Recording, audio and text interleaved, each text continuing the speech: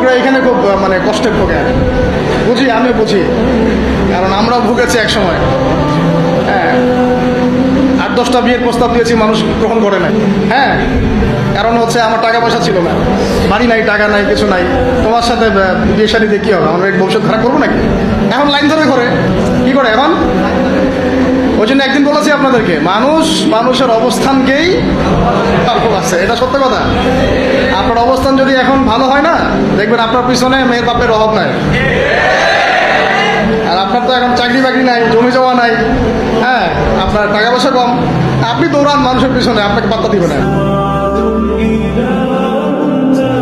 দুনিয়া খুব খারাপ। এই জন্য ভাই দুনিয়ার দাস হবেন না, আল্লাহর দাস হয়ে যান। দুনিয়ার পিছনে ছোটেন না। আল্লাহ আপনাকে দুনিয়া পায়ের সামনে এনে দিবে ইনশাআল্লাহ।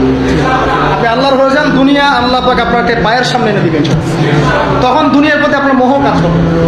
সিরিয়াসলি বলছি, মোহ কাজ করবে। আল্লাহ আমাদেরকে সবাইকে পরকালের সাথে কাজ করার তৌফিক দান।